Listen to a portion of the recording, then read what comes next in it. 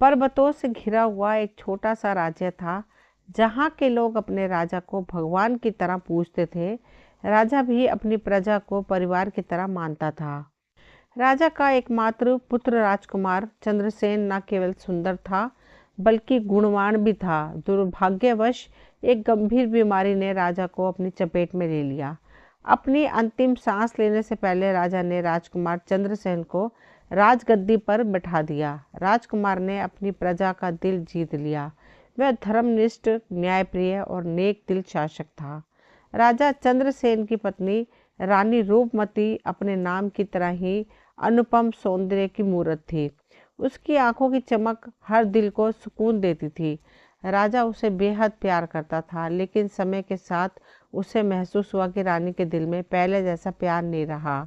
एक दिन राजा चंद्रसेन ने कुछ ऐसा सुना जिसने उसकी दुनिया ही बदल दी। भोजन के पश्चात रानी स्नान गृह में चली गई और राजा अपने शयन कक्ष में आराम करने लगा।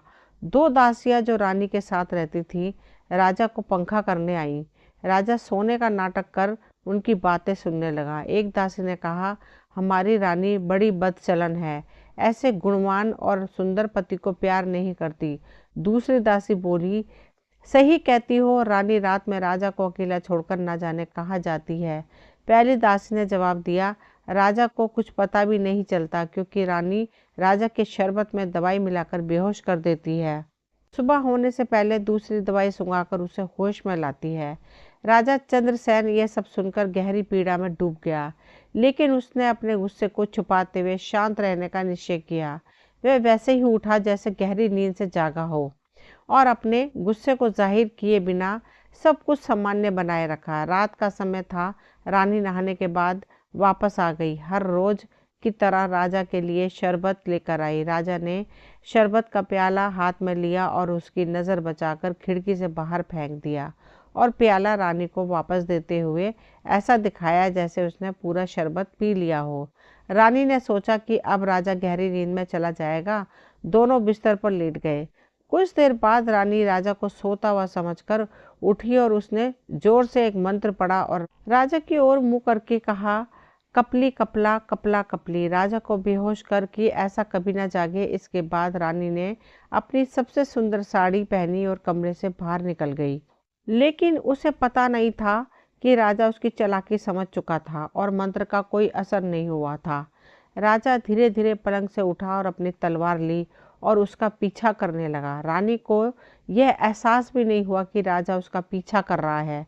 वह महल के पिछले दरवाजे से बाहर निकली और सारे दरवाजे बंद थे, लेकिन रानी की मंत्र शक्ति से दरवाजे खुद ब खुद खुलने लगे।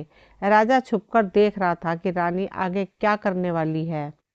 रानी बाग में होते हुए घने जंगल में चली गई। राजा ने एक अलग रास्ता चुना और रानी का पीछा किया। कुछ देर बाद राजा ने देखा कि रानी एक आदमी के साथ है। वह आदमी किसी दूसरे राज्य का गुलाम जैसा दिखता था। रानी उसका हाथ पकड़कर टहल रही थी और कह रही थी, मैं तुमसे अपने प्राणों से भी अधिक प्रेम करती हूँ, लेकिन तुम मुझे समझते ही नहीं हो। क्या तुम मेरे प्रेम की परीक्षा लेना चाहते हो? मेरी शक्ति का तुम्हें ज्ञान है। मैं चाहूँ तो इन महलों को सूर्योदय से पहले ही ध्वस्त कर सकती हूँ, लेकिन फिर भी मैं प्रेमवश तुम्हारे पैरों में झुकी रहती हूँ। राजा यह सब सुनकर आग व बुला हो गया। जैसे ही वे दोनों उस झाड़ी के पास पहुंचे जहाँ राजा छुपा हुआ था, वह बाहर निकल आया। उसने रानी के प्रेमी की गर्दन पर पूरी ताकत से तलवार का वार किया।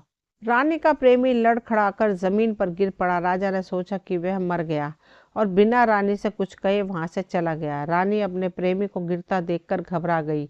उसने अपने मंत्र बल से उसे बचाने की कोशिश की, लेकिन वह उसे सिर्फ मृत्यु से बचा पाई। उस आदमी की हालत ऐसी हो गई कि ना तो उसे जीवित कहा जा सकता था और ना ही मृत।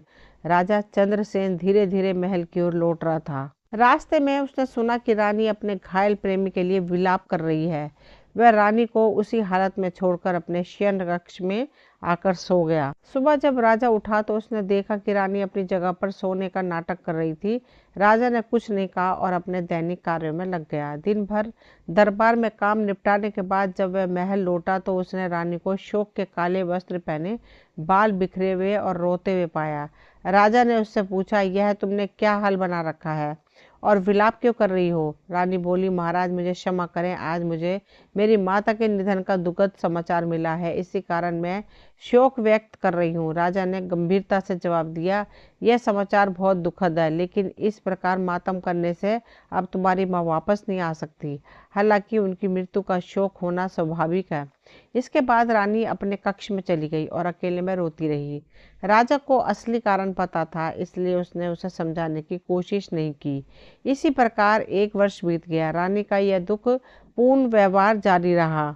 फिर एक दिन रानी ने राजा से कहा, महाराज, यह दुख अब मुझसे सहा नहीं जा रहा। मैं एक अलग महल बनवाकर उसमें अकेले रहना चाहती हूँ। राजा ने बिना किसी सवाल के अनुमति दे दी। रानी ने एक विशाल महल बनवाया जो शाही महलों की तरह दिखता था और उसका नाम शोक महल रखा। जब महल बनकर तैयार हुआ तो रानी ने अपने घायल प्रेमी को वहां ले जाकर रख दिया और वह खुद भी वहीं रहने लगी। प्रेमी की हालत ऐसी थी कि ना वह चल सकता था, ना बोल सकता था, केवल उसकी ओर निहारता रहता था। रानी दिन में एक बार उसे औषधि देती और मंत्र के जरिए उसके प्राण बचाने की कोशिश करती, लेकिन उसकी चोट इतनी गंभीर थी कि वह केवल जीवन और मृत्यु के बीच लटका हुआ था। रानी अपने प्रेमी के पास घंटों बैठकर बातें करती, अपने मन को तसल्ली देती और दिन में 2 बार उसके पास जाती और उसके लिए हर संभव प्रयास करती। राजा को ये सब पता था, वह जानता था कि रानी क्या कर रही है, लेकिन उसने कभी भी अपनी भावनाओं को प्रकट नहीं किया। राजा अपने काम और जीवन को ऐसे साधारण ढंग से निभाता रहा जैसे कुछ हुआ ही ना हो। किंतु एक दिन राजा अपनी उत्सुकता नहीं रोक सका और जानना चाहता था कि वह अपने प्रेमी के साथ क्या करती है। राजा उस शोक महल में ऐसी जगह छुपकर बैठ गया जहां से रानी और उसके प्रेमी दिखाई दे, लेकिन उनमें से कोई भी उसे नहीं देख सके। रानी अपने प्रेमी के पास आई और कहने लगी, इससे बड़ा दुर्भाग्य क्या हो सकता है कि मैं तुम्हें ऐसी अवस्था में देखती हूँ। तुम सच मानो, तुम्हारी दशा देखकर मुझे इतना कष्ट होता है जितना स्वयं तुम्हें भी नहीं होता होगा। मेरे जीवन धार में तुम्हारे सामने घंटों बैठी बातें करती हूँ और तुम एक बात का भी उत्तर नहीं देते हो। अगर तुम मुझसे एक बात भी करो तो मुझे बड़ा धैर्य मिलेगा, बल्कि मुझे बड़ी प्रसन्नता होगी। खैर, मैं तो तुम्हें देखकर ही मन को तसल्ली दे लेती हूँ। रानी इसी प्रकार अपने प्रेमी के पास बैठकर खुद से बातें कर रही थी। राजा से अपनी रानी की यह दशा देख ही नहीं गई और उसके प्रति प्रेम फिर से उमड़ आया। राजा चुपचाप अपने महल में आ गया और कुछ देर में रानी भी किसी काम से महल में आई तो राजा ने कहा, अब तुमने अपने सगे संबंधियों के प्रति बहुत शोक व्यक्त कर लिया, अब साधारण रूप से रानी जैसा जीवन बिताओ। वह रो रो कर कहने लगी, महाराज, मुझसे अब नहीं होगा। राजा उसको जितना समझाता था उतना ही उसका रोना धोना बढ़ता जाता था। राजा ने रानी को उसके हाल पर छोड़ दिया। वह इसी अवस्था में 2 वर्ष और रही। राजा एक बार फिर शोक महल में गया कि आखिर रानी और उसका प्रेमी किस हाल में है, देख तो लूं। फिर राजा शोक महल में छुपकर बैठ गया और सुनने लगा कि रानी क्या कर रही है या क्या कह रही है। वह अपने प्रेमी से बोलती है, अब तो 2 वर्ष बीत गए हैं और तीसरा वर्ष लग गया है। तुमने मुझसे एक बार भी बात नहीं की। क्या मेरे रोने और विलाप करने का तुम्हारे हृदय पर कोई प्रभाव नहीं होता? ऐसा लगता है कि तुम मुझसे बात करने के योग्य नहीं समझते हो, इसलिए तुम अब मुझे देखकर आंखें बंद कर लेते हो। एक बार आंखें खोलकर मुझे देखो, मैं तुम्हारे प्रेम में कितनी विवश हो रही हूँ। रानी की यह बातें सुनकर राजा के तन बदन में आग सी लग गई। राजा शोक महल से बाहर निकल आया और शोक महल के दरवाजे की तरफ मुंह करके बोला, हे भगवान, तू इस रानी और उसके प्रेमी को उठा क्यों नहीं लेता, जो मनुष्य के रूप में राक्षस हैं। राजा की आवाज़ सुनकर रानी क्रोधित होकर आई और राजा के समीप आकर बोली, दुष्ट, तूने ही मेरे प्रेमी को घायल किया है। तुम्हारे ही कारण मेरे प्रेमी की ऐसी दयनीय दशा हो गई है। राजा बोला, हाँ, मैंने ही उस गद्दार को मारा है। वह इसी लायक है और तू भी इस धरती पर रहने लायक नहीं है। तूने मेरी सारी इज्जत मिट्टी में मिला दी। यह कहकर राजा ने तलवार खींच ली और चाहा कि रानी की हत्या कर दे, किंतु उसने कुछ ऐसा जादू किया कि राजा का हाथ उठ ही नहीं सका। राजा को बिल्कुल समझ नहीं आ रहा था कि उसके साथ क्या हो रहा है। फिर उसने मंत्र पढ़ना आरंभ किया, कपली कपला कपला कपली, राजा का आधा शरीर पत्थर का बन जाए। उसके यह कहते ही राजा का कमर से नीचे का आधा शरीर पत्थर का बन गया। अर्थात राजा ना तो जीवित लोगों में रहा और ना ही मृत लोगों में। फिर रानी ने उसे उठाकर शोक महल में एक जगह लाकर रख दिया। रानी ने राज्य को नदी में बदल दिया और वहाँ के सभी लोगों को अपने जादू से मछली बना दिया। उस रानी ने 4 पहाड़ियाँ बनाकर नदी के चारों ओर स्थापित कर दी और राजा के राज्य को बर्बाद करके और उसको आधा पत्थर का बनाकर भी उसका क्रोध शांत नहीं हुआ। वह राजा के पास रोज आती थी और उसकी पीठ पर 100 कोड़े इतने जोर से मारती कि हर चोट पर मानो उसके प्राण निकल जाते। फिर वह पेड़ के बालों की बनी एक चादर उसके कंधे पर डालती। यह चादर वह राजा के सम्मान के लिए नहीं बल्कि पीड़ा पहुंचाने के लिए करती थी और मजाक उड़ाकर कहती, दुष्ट, तू तो इतने बड़े राज्य का राजा है, फिर अपने आप को इस अपमान और दुर्दशा से क्यों नहीं बचाता।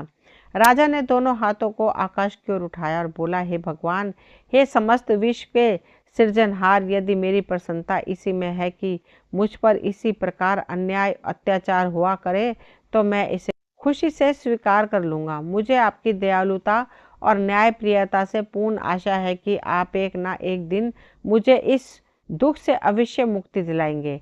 जब एक दिन एक दूर देश के राजा मोहनपाल को यह सारी कहानी पता चली तो उसे बड़ा दुख हुआ और वह विचार करने लगा कि इस निर्दोष राजा का दुख कैसे दूर किया जाए और उसकी दुष्ट रानी को कैसे दंड दिया जाए।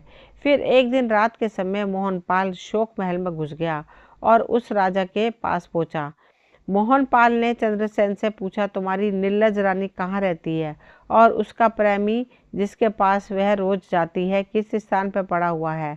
राजा चंद्रसेन ने उससे कहा कि वह शोक महल के 5वें कमरे में है और उस कमरे का एक रास्ता इस कमरे के नीचे से होकर भी जाता है जहाँ इस समय हम लोग हैं। पाल ने पूछा, रानी कहाँ रहती है? चंद्रसेन ने कहा, रानी कहाँ रहती है इस बात का मुझे पता नहीं है, लेकिन प्रतिदिन प्रातःकाल वे मेरे पास मुझे दंड देने के लिए आती है और मुझे कोड़े मारने के बाद फिर अपने प्रेमी के पास जाकर उसे कोई दवाई पिलाती है जिससे वह अभी तक जीवित है। मोहनपाल ने कहा, तुम ज्यादा चिंता मत करो दोस्त, मैं तुम्हारे दुख के निवारण का भरसक प्रयास करूंगा। इसके बाद मोहनपाल उसी कक्ष में सो गया। क्योंकि रात का समय हो गया था, बेचारा चंद्रसेन उसी प्रकार बैठा रहा और जागता रहा। रानी के जादू ने उसे लेटने और सोने के योग्य भी नहीं रखा था। दूसरे दिन मोहनपाल गुप्त मार्ग से उस कमरे में प्रवेश कर गया जहाँ सैकड़ों स्वर्ण दीपक जल रहे थे और वह स्थान इस तरह से सजा हुआ था कि मोहनपाल को बहुत आश्चर्य हुआ। फिर वह उस स्थान पर गया जहाँ घायल अवस्था में रानी का प्रेमी पड़ा हुआ था। वहां जाकर मोहनपाल ने तलवार से ऐसा मारा कि वह अधमरा आदमी तुरंत भगवान को प्यारा हो गया और मोहनपाल ने उसका शव घसीटकर शोक महल के पीछे बने हुए एक कुएं में डाल दिया और शोक महल के उसी कमरे में वापस आकर म्यान से तलवार निकालकर अपने पास छुपा ली। रानी के प्रेमी की जगह पर चादर डालकर खुद लेट गया ताकि रानी के आने पर उसे मार सके। थोड़ी देर बाद रानी उसी कमरे में पहुंची जहाँ राजा चंद्रसेन पड़ा हुआ था। उसने चंद्रसेन को इस बेदर्दी से मारना शुरू किया कि सारी इमारतें उसकी चीख पुकार से गूंजने लगी। वह चिल्ला चिल्ला कर हाथ रोकने और दया करने की प्रार्थना करता रहा, किंतु वह दुष्ट रानी उसे 100 कोड़े मारे बिना नहीं रुकी। उसके बाद सदा की तरह उस पर भेड़ के बाल वाली चादर रखकर चली जाती है। रानी शोक महल के 5वें कमरे में आ गई और मोहनपाल के सामने, जिसे वह अपना प्रेमी समझ रही थी, बैठकर दुख दर्द कहने लगी और बोली, मेरे प्रिय प्रेमी, मैं कितनी अभागी हूँ कि मैं तुझे अपने प्राणों से ज़्यादा चाहती हूँ और तू है कि मुझसे थोड़ा सा भी प्रेम नहीं करता। मैंने तेरे लिए अपने नेक दिल पति पर कितने अत्याचार और अन्याय किया है, फिर भी मेरा क्रोध शांत नहीं हुआ और मैं चाहती हूँ कि उसे और कठोर दंड दूँ क्योंकि उसने ही तेरी ऐसी दशा की है। लेकिन तू तो मुझसे कुछ कहता ही नहीं है, हमेशा चुप रहता है। शायद तू चाहता है कि अपनी चुप्पी से ही मुझे इतना दुखी कर दे कि मैं तड़प तड़प कर मर जाऊं। भगवान के लिए ज़्यादा नहीं तो थोड़ी सी बात तो कर ले ताकि मेरे दुख मन को सांत्वना मिले। मोहनलाल ऊंचे स्वर में बोला, मेरी इस दशा का कारण तुम ही हो। रानी को यह सुनकर आश्चर्य हुआ क्योंकि प्रेमी के मुख से रानी के लिए कुछ भी सुनना मानो सपना सा हो गया था। वह बोली, प्रिय, सचमुच तू बोला था कि मुझे भ्रम हुआ है। मोहनपाल ने फिर कहा, तुम इस योग्य नहीं हो कि मैं तुमसे बात करूं या तुम्हारे किसी प्रश्न का उत्तर दूं। रानी बोली, प्राण प्रिय, मुझसे ऐसा क्या अपराध हुआ जो तुम ऐसा कह रहे हो?